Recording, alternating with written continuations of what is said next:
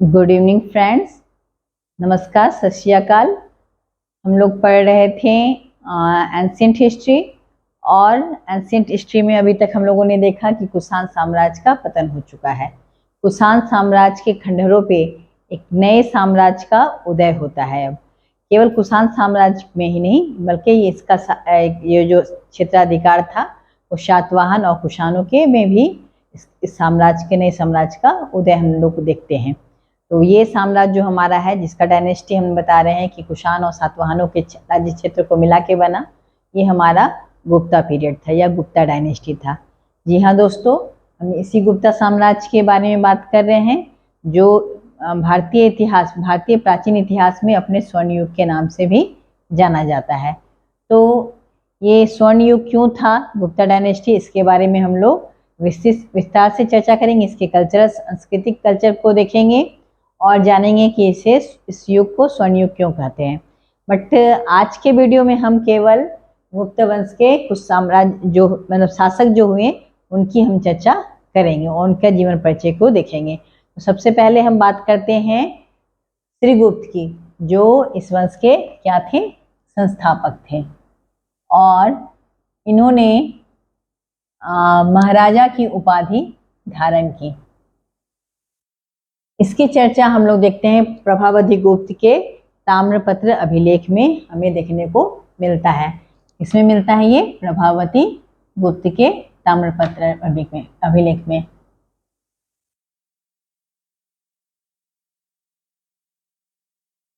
में। इसके बाद घटोत्कच गुप्त जो हुआ वो शासक हुआ और इसने भी अपने को महाराजा की उपाधि धारण की। दोनों जो शासक थे, श्रीगुप्त, घटोत्कच गुप्त, दोनों ही पूर्ण रूप से स्वतंत्र शासक नहीं थे और दोनों का उल्लेख हमें किसमें देखने को मिलता है, प्रभावती गुप्त के ताम्रपत्र अभिलेख में देखने को मिलता है। इसके बाद जो शासक बने चंद्रगुप्त प्रथम, इसने 319 में गद्दी पे बैठा और इस गद्दी पे बैठने के बाद इन्होंने एक नई संवत की शुरुआत की जो कहलाता है गुप्त संवत, क्योंकि इन्होंने ही स्टार्टिंग किया और इनके वंश का नाम ही था गुप्त, इसलिए ये संवत क्या कहलाया, गुप्त संवत। और कहा जाए तो ये गुप्त साम्राज्य का ओरिजिनल संस्थापक यही था, क्योंकि ये दोनों जो थे श्रीगुप्त और घटोत्कच जो मैंने बात किया, ये पूर्ण रूप से स्वतंत्र शासक नहीं थे। और इसने महाराजा धीराज की उपाधि धारण की।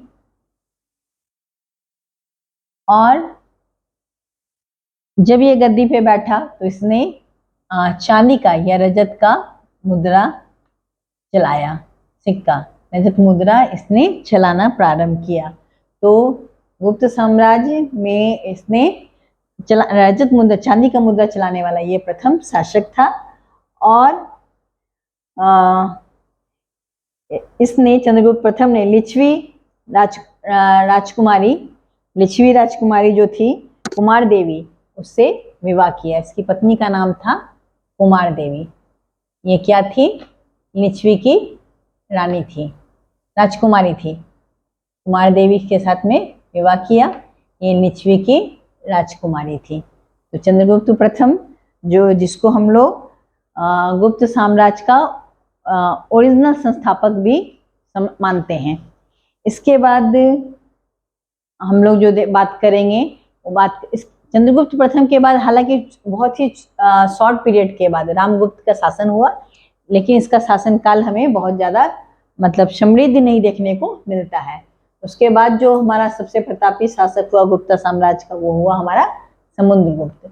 इसने उपाधि धारण की क्रमक या श्री विक्रम की उपाधि धारण की। इसे हम लोग भारत का नेपोलियन भी के नाम से भी जानते हैं। इसके पीछे बहुत सारे रीजन है कि इसे हम नेपोलियन को क्यों कहते हैं। तो नेपोलियन क्यों कहते हैं, जैसे नेपोलियन ने अपने साम्राज्य अभियान पे निकला था, विश्व विजय अभियान पे, या साम्राज्यवाद जैसे इसने फैलाया था, वैसे ही समुद्रगुप्त को भी हम लोग क्या देखते हैं, इसने भी अपने साम्राज्य का कई क्षेत्रों में विजय हासिल किया।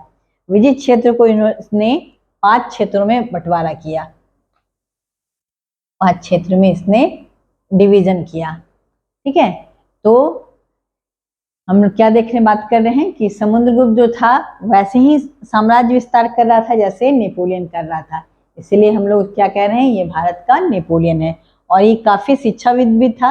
एक अभिलेख में चित्र में इसे वीणा बजाते हुए भी दिखाया गया है समुद्रगुप्त को। अब ये जो 5 जो क्षेत्र थे ये कौन कौन से थे, इसके बारे में हम लोग बात करते हैं कि समुद्रगुप्त के 5 क्षेत्र कौन से थे। तो प्रथम जो क्षेत्र था, जो इसका साम्राज्य जो था समुद्रगुप्त का था, उसने 5 क्षेत्र में अपना डिवीजन किया। और इसके जो प्रथम क्षेत्र जो थे, प्रथम भाग जो था जो समुद्रगुप्त का जिसमें बांटा, वो गंगा यमुना दोआब क्षेत्र था। पहला जो क्षेत्र था वो क्या था, गंगा यमुना दोआब क्षेत्र। दोआब यानी फर्टिलाइज एरिया, दोआब क्षेत्र था। ठीक है, अब दूसरा जो साम्राज्य था, इस क्षेत्र में जो थे शासक जो थे, जिन्हें पराजित करके उसने अपने राज्यगुप्त साम्राज्य में मिला लिया था। गंगा यमुना दोआब क्षेत्र में वैसे राजा थे जिसे गुप्ता ने, ये समुद्रगुप्त ने क्या किया था, पराजित करके हरा के अपने राज्य में मिला लिया था। अब हम सेकंड क्षेत्र की बात करते हैं। हम क्या बात कर रहे हैं कि समुद्रगुप्त ने अपने साम्राज्य में 5 साम्राज्य विस्तार किया और 5 क्षेत्रों में डिवीजन किया। इसमें पहला क्षेत्र जो था उसका गंगा यमुना दोआब क्षेत्र था, और इस क्षेत्र में जिसने जिस राजा को विजय प्राप्त किया उस पर अपने राज्य में साम्राज्य में इसने मिला लिया। अब सेकंड जो था वो पूर्वी हिमालय का क्षेत्र था, पूर्वी हिमालय, पूर्वी हिमालय का क्षेत्र था इसका।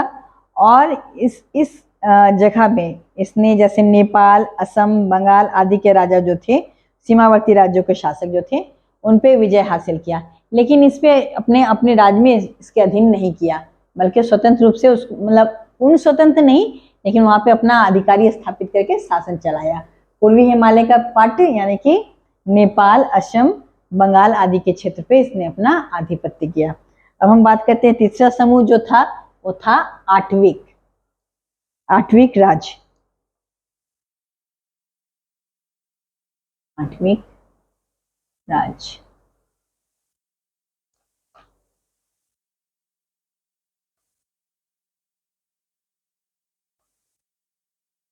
ये आठविक राज्य जो है, ये जंगल, आठविक मतलब ही होता है जंगल। ठीक है, तो जंगली क्षेत्रों पे स्थित जो राज्य थे उसको इसने अपने क्षेत्र में मिलाया, जैसे विंध्य क्षेत्र। ठीक है, ये इसका तीसरा क्षेत्र था। अब हम बात करते हैं चौथे क्षेत्र की, समुद्रगुप्त की।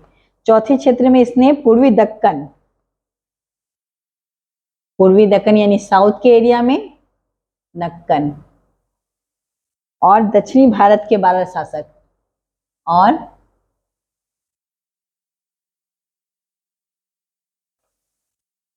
दक्षिणी भारत के 12 शासक, 12 शासक इसके साउथ के हो गए, जिन्हें पराजित करके क्या कर दिया, छोड़ दिया। ये 12 शासक को जीता जरूर था साउथ का, लेकिन इसने अपने साम्राज्य में नहीं मिलाया, बल्कि क्या कर दिया, उसे छोड़ दिया। अब हम बात करेंगे 5वां क्षेत्र का, समुद्रगुप्त का। ये था 5वां क्षेत्र, क्या था, ये 5वां समूह जो था वो सको और कुषाणों के नाम से जाना जाता है। सको और कुषाणों के नाम से जाने जाने वाला क्षेत्र, और कुषाण यानी कि अफगानिस्तान का क्षेत्र। शक और कुषाण कहाँ पे शासन करे थे, हमारा अफगानिस्तान।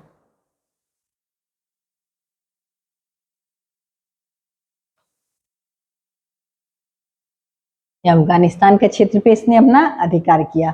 तो कहने का तात्पर्य यह हुआ कि साम्राज्य विस्तार में समुद्रगुप्त ने काफी अपनी प्रसिद्धि हासिल की।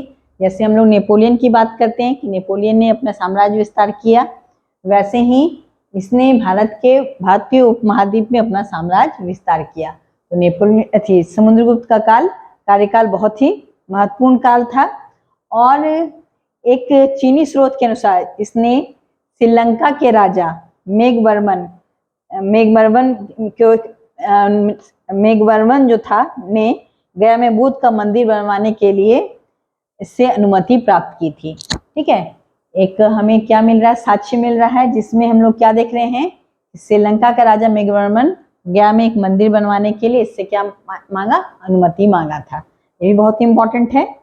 और इसी समुद्रगुप्त का हम लोग को क्या देखने को मिलता है, इलाहाबाद में प्रयाग प्रशस्ति। आज वर्तमान में फिर से प्रयाग ही नाम है इलाहाबाद का, प्रयाग प्रशस्ति। प्रशस्ति मतलब होता है प्रशंसा करना। प्रयाग प्रशस्ति देखने को मिलता है।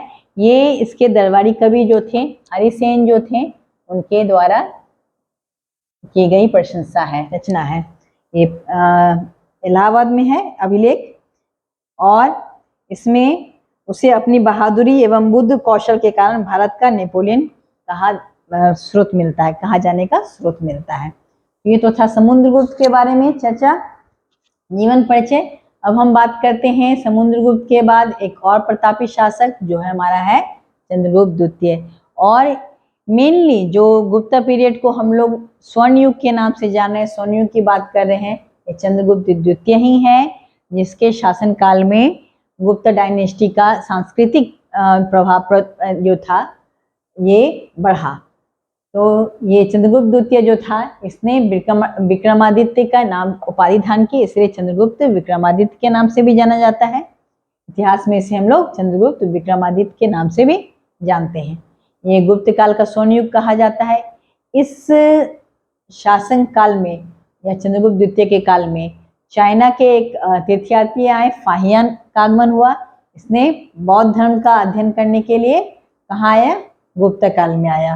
तो हम बात करेंगे चंद्रगुप्त द्वितीय के, और चंद्रगुप्त द्वितीय के उत्कर्ष के बारे में जानेंगे। तो सबसे पहले हम लोग बात करते हैं कि चंद्रगुप्त जो द्वितीय जो था, वो अपनी कन्या प्रभावती का विवाह जो था वाकाटक के शासक रुद्रसेन के साथ, रुद्रसेन द्वितीय के साथ करवाया, जो एक क्या था, जाति का ब्राह्मण था। ब्राह्मण जाति से इसने अपनी पुत्री का विवाह करवाया।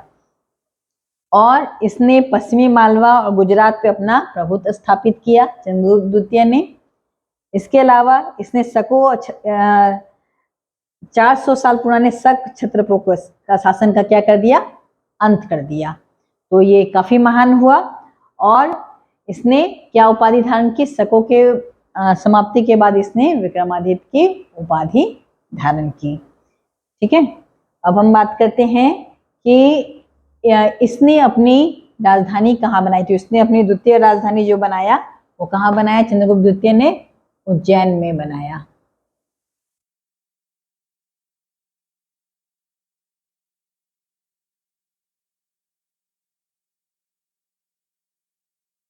उज्जैन में इसने अपनी राजधानी बनाई। चंद्रगुप्त द्वितीय ने 2 रजत मुद्राएं का सर्वप्रथम प्रचलन चलाया। इसने 2 रजत मुद्राएं एक साथ बनाने का सर्वप्रथम प्रचलन चलाया। चांदी का कॉइन, रजत मुद्रा, 2 रजत मुद्रा एक साथ चलाने का। ठीक है, और चंद्रगुप्त के सिक्के पे क्या मिलता था देखने को, देवश्री लिखा हुआ भी मिलता है। चंद्रगुप्त के सिक्के पे क्या मिलता है लिखा हुआ, देवश्री। दिल्ली में जो हमारा मेहरौली का स्तंभ है, ये हमारा कुतुब मीनार मेहरौली, वहां पे हमको मेहरौली के स्तंभ में ये लोहा का स्तंभ है, और क्या देखने को मिलता है, इसमें चंद्र बना हुआ है, जिसका इंडिकेट हम लोग इतिहासकार क्या कहते हैं कि ये संभवतः चंद्रगुप्त द्वितीय का ही रहा होगा। चंद्र से चंद्रगुप्त द्वितीय के बारे में आइडेंटिफिकेशन किया जाता है। चंद्रगुप्त के दरबार में 9 रत्न रहते थे, नवरत्न, जिसके कारण ही इस काल को हम लोग क्या कहते हैं, स्वर्ण काल कहते हैं। हम लोग चंद्रगुप्त के काल को क्या कहते हैं, स्वर्ण काल कहते हैं। ठीक है, तो स्वर्ण युग क्यों कहते हैं, क्योंकि इसके काल में नवरत्न 9 रत्न रहते थे। और ये 9 रत्न कौन कौन थे, तो 9 रत्न जो थे वो थे छनपक, पहला हो गया, सॉरी छपनक, छपनक जो हो गया वो पहला हो गया, इसके काल में रहते थे, जो क्या था, ज्योतिष विद्या में माहिर था, और इसने ज्योतिष शास्त्र में अपना बुक लिखा था। इसके 9 रत्न पे अलग से हम लोग वीडियो बना देंगे, ताकि क्योंकि बोर्ड में ये क्लियर अच्छे से नहीं हो पा रहा है, और समझने में भी दिक्कत होगा। अभी हम शॉर्ट में ऐसे बताते हैं। और इसके नौ रत्न कौन कौन थे, उनकी क्या उपलब्धि थी, इस पर हम लोग अलग से शॉर्ट नोट्स में बना देंगे ताकि अध्ययन करने में हमें सुविधा हो। तो पहला हम लोगों ने क्या देखा, छपनक था ये ज्योतिष विद्या के क्षेत्र में, और इसने ज्योतिष शास्त्र में एक बुक लिखी। दूसरा जो इसके शासन काल में नवरत्न थे वो क्या थे, धन्वंतरी थे। ये क्या थे, धन्वंतरी एक चिकित्सक डॉक्टर थे, और इन्होंने आयुर्वेद चिकित्सा की एक पुस्तक लिखी। इसके बाद हम बात करते हैं कालिदास के बारे में। कालिदास बहुत प्रसिद्ध है। अगर हम हिंदी साहित्य की बात करें, संस्कृत साहित्य की बात करें, तो इनका नाम काफी उच्च है। और ये नाटककार थे, एक काव्यकार थे। इन्होंने अभिज्ञान शकुंतलम, इसके अलावा मेघदूतम लिखा, जो कि काफी प्रसिद्ध है। और इसके बाद हम बात करेंगे अमर सिंह की। अमर सिंह ये क्या था, इस शब्द को संरचना किया, यानी इसने एक डिक्शनरी बनाया अमरकोश ने, और इस डिक्शनरी का नाम था अमरकोश शब्दावली डिक्शनरी। इसके अलावा पांचवा जो इसके काल में जो इम्पोर्टेंट नवरत्न थे वो थे वाराहमिहिर। ये क्या था, वाराहमिहिर एक खगोल शास्त्री था। खगोल विज्ञान पे इसने अपनी पुस्तक लिखी जिसका नाम था बृहत संहिता। इसके अलावा वररुचि, जो हमारा छठा ये है नवरत्न है, वो क्या है, वररुचि। ये क्या था, व्याकरणाचार्य था। ये व्याकरण की इसने रचना की, और इसकी व्याकरण जो थी वो संस्कृत भाषा में लिखी गई थी। अब हम बात करते हैं शंकु की। ये क्या था, ये वास्तुकला का एक्सपर्ट था, और इसने शिल्प शास्त्र पे अपनी पुस्तक लिखी। इसके बाद है बेताल भट्ट, जो जादू टोना पे अपना एक्सपर्टाइज हासिल किए हुए था, और इसने मंत्र शास्त्र पे एक पुस्तक की रचना की। इसके अलावा हरिसेन, जिसकी हम चर्चा पहले से करते आ रहे हैं, जिसने प्रयाग प्रशस्ति की रचना की। प्रशस्ति मतलब मैंने क्या बताया, प्रशंसा होता है, उसकी रचना की। ये कवि था, इसने कविता की रचना की, प्रयाग प्रशस्ति, जो इस काल की शोभा बढ़ाते हैं। तो ये तो हमारा नवरत्न था जो इस काल की शोभा बढ़ाते हैं। इस नवरत्न का अलग से हम लोग वीडियो डिटेल में कवर कर लेंगे, ताकि ये हमारे एक नोट की तरह भी हो जाएगा। जिस बच्चों को नोट की आवश्यकता है उसके लिए भी फ्रूटफुल हो जाएगा। अब हम बात करते हैं कुमारगुप्त की, यानी कि चंद्रगुप्त द्वितीय का उत्तराधिकारी। इसने महेंद्रादित्य की उपाधि धारण की। कुमारगुप्त भी काफी प्रसिद्ध हुआ गुप्त डायनेस्टी में। इसने नालंदा विश्वविद्यालय की स्थापना की। नालंदा विश्वविद्यालय के क्या थे, संस्थापक थे। और इनके काल में बहुत कुछ इंपॉर्टेंट घटना घटा। इसने क्या किया, शकों को अपने काल में पराजित किया, इसलिए शक्रादित्य को, इसको शक्रादित्य का भी उपाधि के नाम से भी जाना जाता है, या महेंद्रादित्य की उपाधि के नाम से भी जाना जाता है, क्योंकि इसने शकों पे अपना विजय हासिल किया। और इसने विश्वविद्यालय में, नालंदा विश्वविद्यालय में एक समय की माप के लिए क्या बनाया, जल घड़ी का प्रयोग किया। इसने जल घड़ी बनाया।